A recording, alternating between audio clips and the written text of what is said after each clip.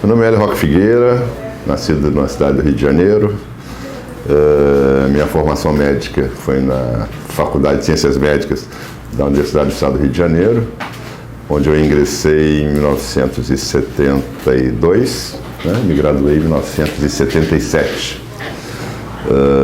Depois me fui fazer a complementação em residência médica, foram 3 anos de residência médica no Hospital da Lagoa, né? E foram 2 anos, na época eram 2 anos de cardiologia e 1 ano especificamente em hemodinâmica no serviço do Dr. Pierre Labruni. O serviço de cardiologia na época era coordenado pelo Dr. Armando Ney Toledo e o serviço de hemodinâmica especificamente, que estava recém-inaugurado, era coordenado pelo Dr. Pierre Labruni, né? A minha formação, como eu te falei, foi com o Pierre Labruni, a parte de hemodinâmica, na época chamava-se hemodinâmica. Então não existia ainda a cardiologia intervencionista, né? Eu me formei em 77, a primeira intervenção foi em dezembro de 77, 9 de dezembro de 77, e a primeira intervenção foi feita no dia 16 de setembro desse mesmo ano. Então, poucos meses antes, começava a cardiologia intervencionista sem nenhum saber, né? Na época só se fazia a intervenção. E, posteriormente, quer dizer, com o aparecimento da intervenção em 77, eu fui em 1984, eu vim aqui para São Paulo e fiz a minha formação em intervenção. Naquela época não existiam os stents ainda, como a gente conhece hoje. Era somente angioplastia, chamada angioplastia por balão, né? Só existia um balão que o Dr. Andrés Gruzon já tinha projetado. Então eu vim fazer uma formação com o Dr. Sigemituso Varier na USP, na Faculdade de Ciências Médicas da UHC, no INCOR, né? E eram tempos difíceis, né? Porque na realidade eu trabalhava no Rio de Janeiro e vinha a São Paulo, eu vinha de ônibus domingo à noite, né? Pegava o ônibus de leite domingo à noite, já acordava de manhã aqui em São Paulo, ia direto para o INCOR, passava todo dia. Sextas-feiras à tarde eu voltava para o Rio de Janeiro, né? E dava um plantão sábado e domingo, tinha que ganhar dinheiro, tinha que sustentar a família, eu era casado na época, já tinha me casei assim que eu formei. Então foram tempos duros, porque eu trabalhava sábado e domingo e já no mesmo domingo à noite já retornava a São Paulo para uma nova jornada. Então foi assim que eu me formei em intervenção cardiovascular, acompanhava a doutoria tanto no INCOR, durante o dia e à noite, ao final da tarde, isso à noite a gente ia para a Beneficência Portuguesa.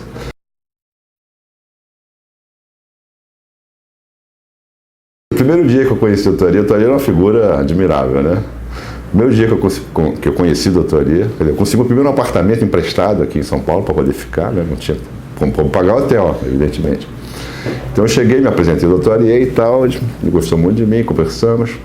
E nesse primeiro dia, nós terminamos os exames da Beneficência Portuguesa por volta de 3 horas da manhã. Aí o Toria me deixou no apartamento, que era na Paulista, próximo ao INCOR, e ele baixinho bateu no relógio, ó, amanhã às 7. Isso eram 3 e pouca, né? Eu falei, bom, amanhã às 7, hoje às 7, né? Eu não vou conseguir chegar lá. Até porque eu ia a pé, mas eu falei, não vou nem dormir. Aí peguei o material que eu tinha coletado durante o dia e fiquei estudando.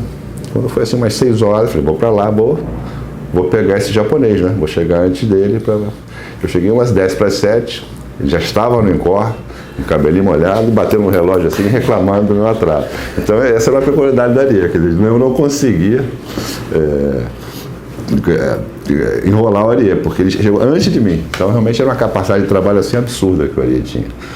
Todos os dias, ele falava que para ficar bom, na época, para ficar bom, a gente tem que fazer pelo menos 10 angioplastias por dia. Estou fazendo 6, 5, 6, 7, quando eu faço 10, eu fico feliz. Então, acho que para a gente ficar bem treinado, tem que ser só 10 angioplastias por dia. Isso é um dos fatos pitorescos do Aria, né? Uma pessoa muito habilidosa, né? Muito rápida, que me deu muita chance, né? Ele me dava muita chance. Na época em 84, havia uma grande migração do Rio de Janeiro para São Paulo, né? Isso hoje já não existe mais, mas na época muita gente saía do Rio de Janeiro para fazer cateterismo e angioplastia em São Paulo.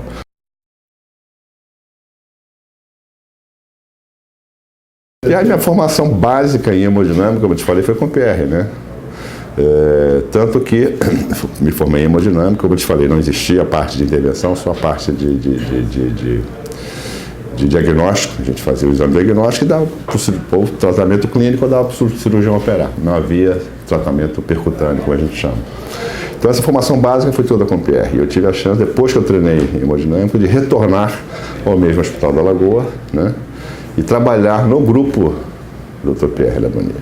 Pierre Labonnier chefiava o grupo, eu trabalhava junto, Dr. Gil Andréa, Dra. Rosa Célia Pimentel Barbosa era cardiopediatra, Dr. Epitácio Batista, Dr. Ronaldo Vilela, Dr. Sandoval Peixoto, foram as pessoas com quem a gente conviveu nessa chefia. Eu tive a honra de ele me conceder, quer dizer, chefiar o serviço de hemodinâmica criado por ele. Então ele me chamou e falou, eu queria que você largou, queria que você assumisse a chefia aqui do serviço de hemodinâmica. Isso para mim foi uma honra muito grande, né?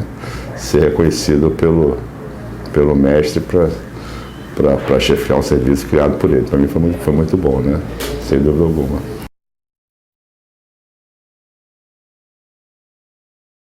Dentro do próprio Rio de Janeiro, eu fui o segundo presidente da Sociedade de Hemodinâmica e Cardiologia Intervencionista do Estado do Rio de Janeiro.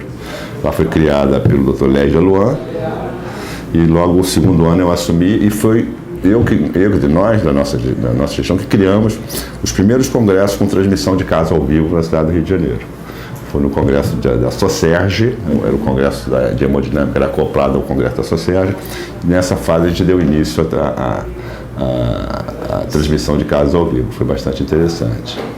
Tive a oportunidade de ser diretor científico da Socerge, que é uma entidade de cardiologistas clínicos. Então, pela primeira vez, eu acho que um intervencionista, um hemodinamicista fazia parte de uma direção científica de uma sociedade eminentemente de clínicos, né? Então, sempre começou minha participação associativa, sempre foi muito intensa em congressos, participando de mesas redondas, de palestras, de videoconferências, enfim. Até que em 2005, na realidade, o Dr. Luiz Alberto Matos me convidou, de São Paulo, me convidou para fazer parte da diretoria dele como diretor financeiro, né? Luiz Alberto era o presidente, Marcelo Queiroga o diretor administrativo, que é o nosso último ex-presidente, e eu como diretor financeiro. E ficamos de 2006 até 2009, na realidade nós ficamos quase 2 mandatos consecutivos, porque a gente teve que igualar a nossa eleição, que era em julho, então ficava de julho a julho, e a da SBC era de janeiro a janeiro, então enfim, então a gente teve que, ou o mandato seguinte ficaria um mandato tampão de 1 ano e meio, ou a gente prolongaria nosso mandato por mais 1 ano e meio. Foi votado numa Assembleia Geral Extraordinária e se votou que a nossa equipe permanecesse mais 1 ano e meio à frente da sociedade para poder igualar as eleições da nossa sociedade com a eleição da SBC. Na verdade, nós ficamos 4 anos, fizemos vários congressos, né? Fizemos um congresso de Brasília, fizemos um congresso de Recife. Eu tive a honra de 2009, ainda como diretor financeiro, participar do congresso conjunto com a Solace, que é a Sociedade Latino-Americana de Cardiologia Intervencionista, e fui presidente desse congresso. Tive a honra também de presidir o congresso da Solace, junto com a SBC, no Rio de Janeiro, em 2009. Então, minha vida associativa sempre foi muito intensa, né? E aí, a ideia de me candidatar a presidente surgiu em função de um longo jejum, digamos assim, do Rio de Janeiro, né? Desde 1989, se não me engano. Então, portanto, são 10, 20, 24, quase 24 anos, né?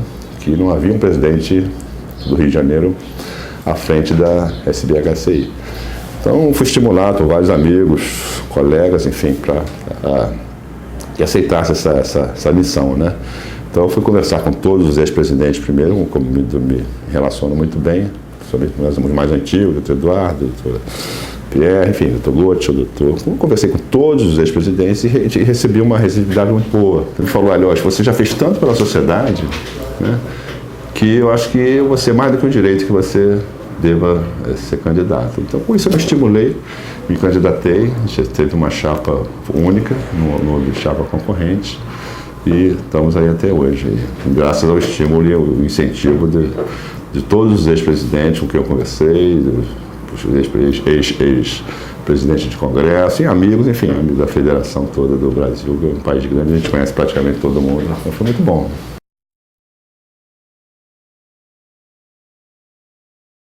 Eu acho que a sociedade tem um marco, né?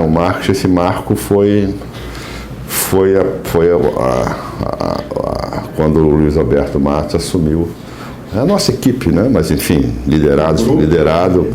foi um grupo, mas liderado pelo Luiz Alberto Matos, Piva Matos, que a sociedade sofreu profundas mudanças, mas mudanças, ela vinha num sistema que funcionava bastante bem, mas a gente, vamos dizer assim, a gente profissionalizou a sociedade, a gente fez uma mudança radical de todo o RH da sociedade, né? A gente renovou 100% dos recursos humanos do RH, a gente informatizou melhor a sociedade, a gente comprou softwares próprios financeiros, softwares contábeis, para a gente ter um gerenciamento melhor. Enfim, se implantou um plano de gestão, mas eu acho que era o momento de ter uma mudança na gestão da nossa sociedade. E foi exatamente esse marco que foi implantado pelo Luiz Alberto. O Queiroga é o diretor administrativo, o diretor financeiro. Então, profundas mudanças foram feitas nesse aspecto, né? Principalmente em relação à gestão financeira, que a gente adquiriu esse software e passamos a gerenciar o nosso próprio dinheiro, enfim. Além de mudanças de congressos, de cursos, foi um ano realmente muito, 2 anos, 4 anos, na realidade, 3 anos e meio, né, muito intensos, de muita atividade científica, como só o Luiz Alberto gostava de fazer, né? Já havia um compromisso, né? Como a gente prolongou o mandato por 1 ano e meio, havia um compromisso que ninguém da diretoria executiva assumiria uma candidatura no ano seguinte, né? Então, no ano seguinte, assumiu o Dr. Maurício Rezende, de Minas Gerais, de Belo Horizonte.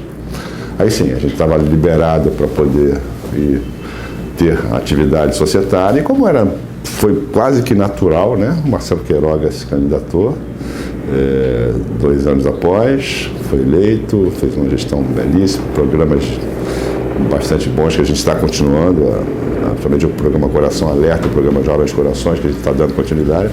E no ano seguinte foi a minha candidatura, né? Mas no ano que se seguiu, imediatamente após esses 3 anos e meio, a gente não, era um compromisso nosso de não ter uma reeleição, digamos assim, de uma mesma gestão, né?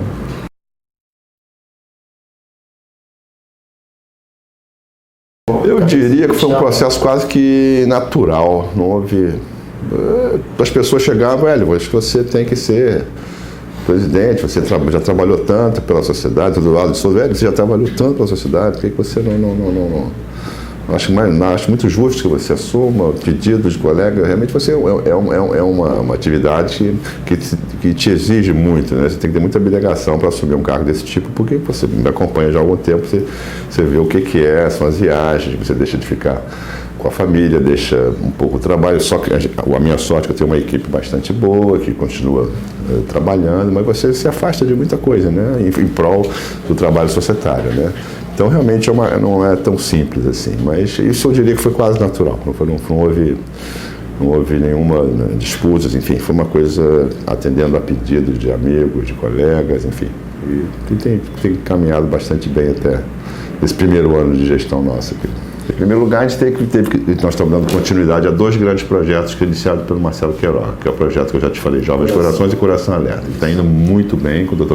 Cantarelli no comando do Coração Alerta, um trabalho brilhante, um trabalho, como disse o professor Eduardo também, um trabalho quase obsessivo, compulsivo do Marcelo Queiroga em relação à aprovação do implante percutâneo de válvula aórtica no SUS e na saúde suplementar.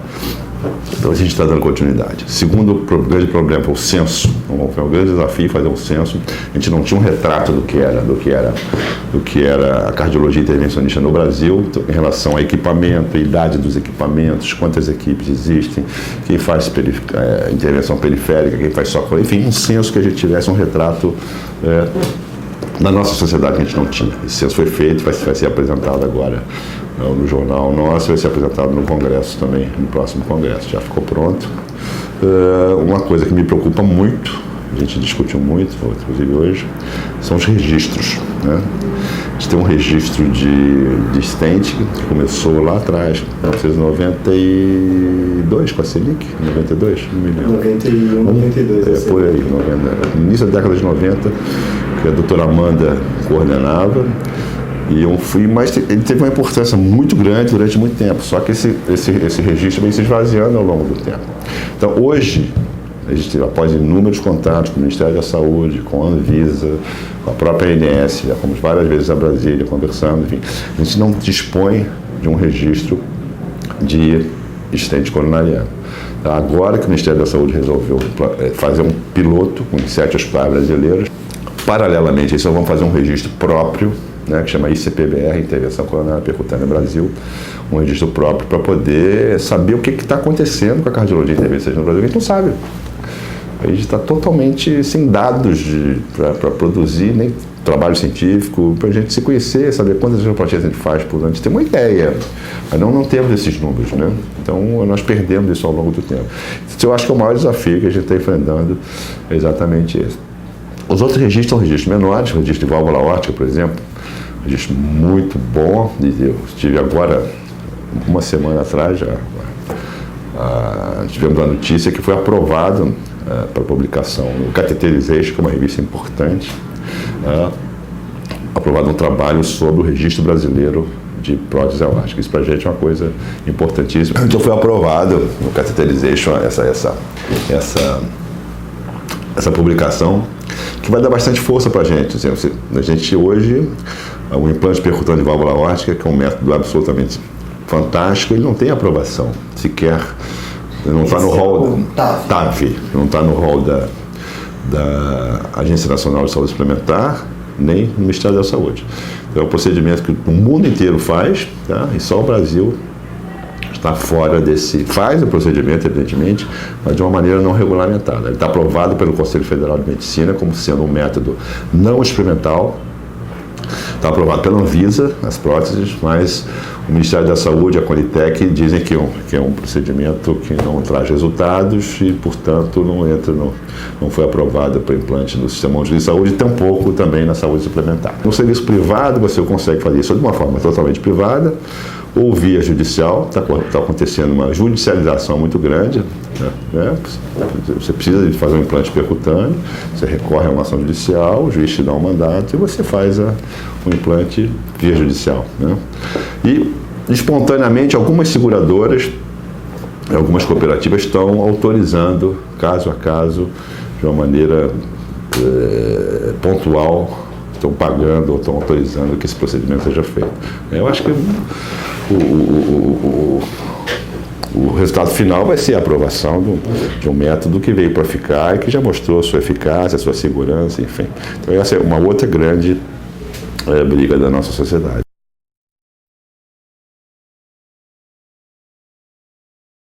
Então o SUS sempre aprova uma nova tecnologia, em média 10 anos após essa tecnologia é implantada. O sistema farmacológico chegaram no Brasil em 2001, a primeira geração deles, assim, logo após em 2002, um outro tipo de assistente também farmacológico, e só agora em 2014, portanto 12 anos após, é que foi autorizado o uso do assistente farmacológico no Sistema Único de Saúde. Então é característica do nosso governo aprovar sempre a nova tecnologia 10 anos após ela ter sido introduzida na prática médica, né?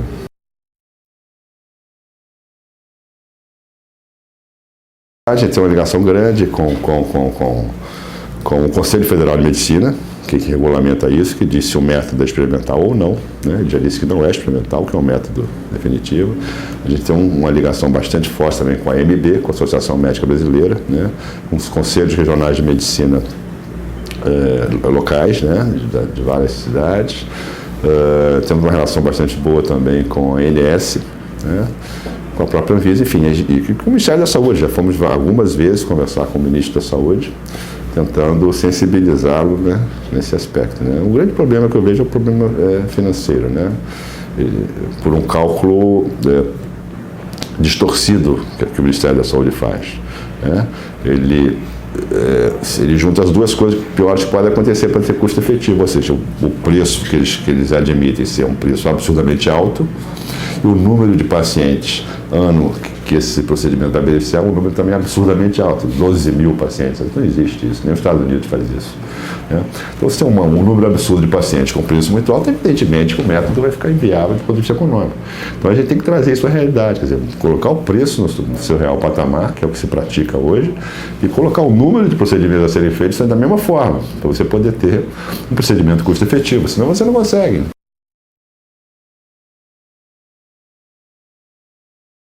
Minha grande preocupação, quer dizer, são os registros. Isso eu acho que a gente vai ter que resgatar os registros. Né?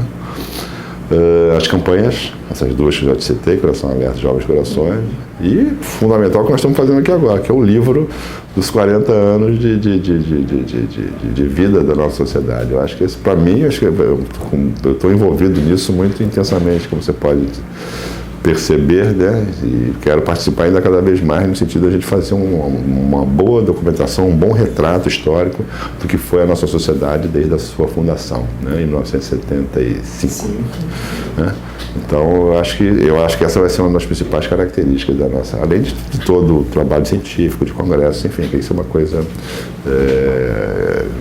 obrigatória, digamos assim, na nossa sociedade, a realização dos congressos anuais. Né? Mas eu acho que os registros, as campanhas, o censo e o livro, eu acho que vai marcar essa gestão de 2014, 2015. Eu espero que sim, né?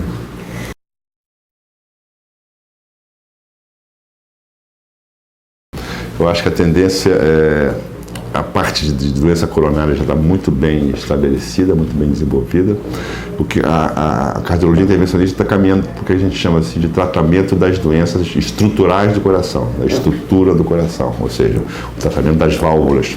De coronária a gente já domina muito bem, com qualidade comparável a qualquer país do mundo. Então agora eu acho que a gente vai entrar na parte que a gente chama de cardiopatias estruturais, que é o TAV, é uma delas, que é o implante da válvula mitral, é outra delas, que é o tratamento da insuficiência mitral com MitraClip, é outra delas, é o tratamento do tromboembolismo com fechamento, com plugs, com rolhas, digamos assim, para fechar a auriculeta esquerda, que é uma estrutura do coração que gera a formação de trombo e causa acidente vascular cerebral. A denervação renal no tratamento da hipertensão arterial, que houve alguns percalços em relação a alguns estudos, não de segurança, mas de efetividade. Mas eu acho que está caminhando, acho que fundamentalmente nesse sentido, né? de cardiopatias estruturais. E eu acho que a prevenção é uma outra vertente, né? Já que a gente está fazendo uma prevenção secundária, está tratando uma doença que já aconteceu. Né? O ideal é que você não deixe que essa doença aconteça. A gente tem 300 mil infartos por ano no Brasil, quase um terço deles, quase 100 mil mortes por ano de infarto no Brasil. Quer dizer, praticamente uma a cada 5 minutos do país morre uma pessoa de infarto. Então, eu acho que o grande problema é você chegar nesse ponto, né? Combater a obesidade infantil. Né? Então, acho que é todo um trabalho que a gente tem que fazer em conjunto com a SBC, com a Sociedade Brasileira de Cardiologia, campanhas de prevenção da hipertensão arterial, enfim. Acho que essa prevenção, eu acho que é o futuro, né? De tudo, da terapia genética, está desenvolvendo bastante também, mas não é uma realidade ainda no momento, mas eu acho que esse vai ser o futuro da cardiologia, né? Não só fazer a prevenção secundária que nós fazemos, mas efetivamente fazer uma prevenção primária. Né?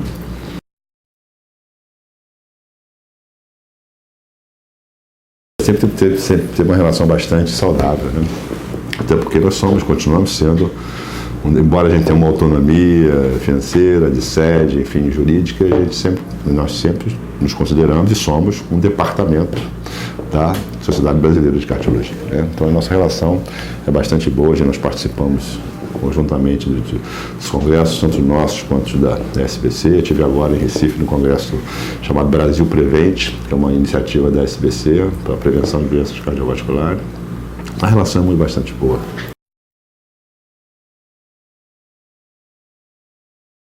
Nós estamos no nível iguais à Europa e Estados Unidos, não tem a menor dúvida disso. Né?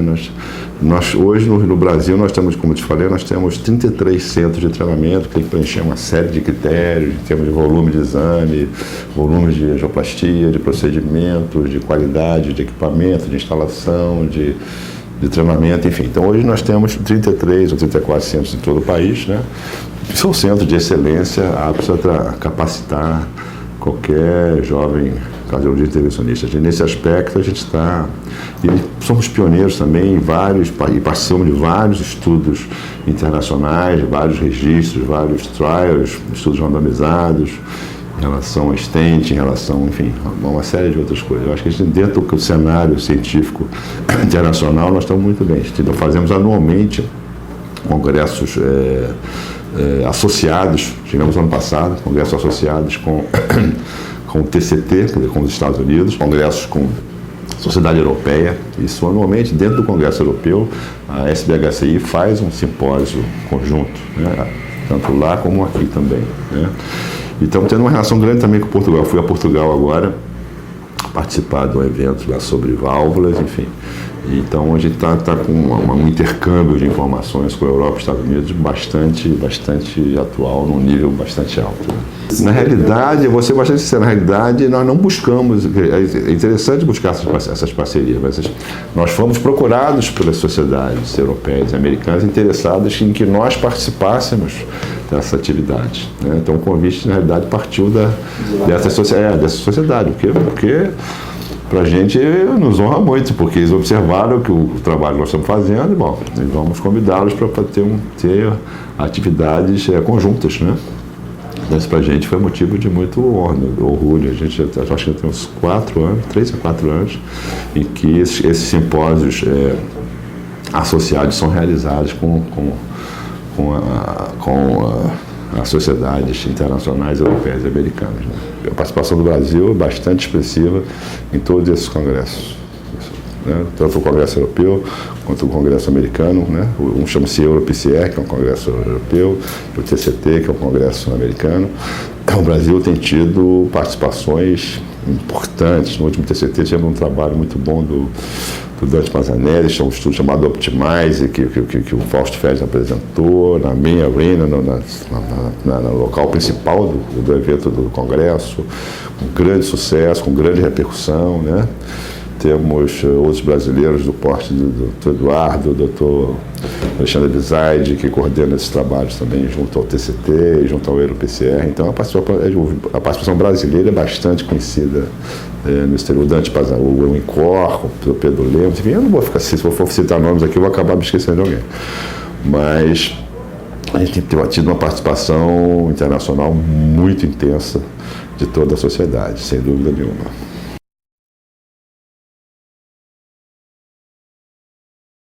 O primeiro congresso que eu participei foi o congresso no Rio de Janeiro, 1978. Acho que foi o terceiro congresso, junto com o Pierre Labrunier. Eu era residente. Já fui coautor de um trabalho com ele sobre espasmo coronariano. Eu me lembro disso, foi apresentado no hotel em Copacabana, que eu vou tentar lembrar o nome, agora não me lembro, mas foi em 78. Foi o primeiro congresso que eu participei. De lá para cá, eu acho que eu participei de quase todos, tirando uns poucos aí que eu não pude participar, mas eu acho que a maioria deles eu participei nos últimos 30 anos.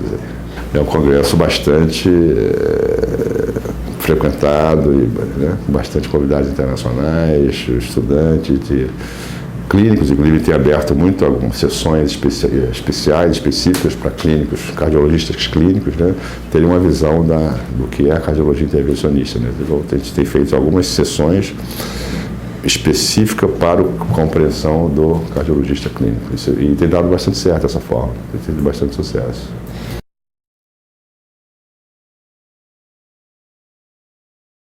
Eu me sinto uma pessoa muito privilegiada, é o termo, por ter vivenciado toda a história da cardiologia intervencionista. Como eu te falei, eu formei em 77, dezembro, em setembro, o Gluz fazia a primeira angioplastia, pude assistir o Dr. Eduardo. A primeira angioplastia por balão, feita por Eduardo, a primeira no Brasil. O Dr. Eduardo fez o primeiro implante de stent metálico no Brasil, depois no final, em 87, depois no anos 2000. O Foi doado, fez o primeiro implante de stent farmacológico no mundo, depois agora o Absorb, que é o stent absorvível. Então, quer dizer, eu consegui ver toda a evolução tecnológica da cardiologia intervencionista, desde que era só na área de hemodinâmica, até que a gente passou a fazer o tratamento do doente. Então, eu sou uma pessoa muito privilegiada por poder sentar e ver passar na minha frente toda essa história. Quer dizer, você vivenciar e conhecer essa história em loco, né, pessoalmente, como a gente conheceu, né, e convivido com essas pessoas todas que foram citadas aqui, é motivo de muito orgulho para mim. Para mim, acho que é um privilégio ter vivido, estar vivendo essa época da cardiologia intervencionista.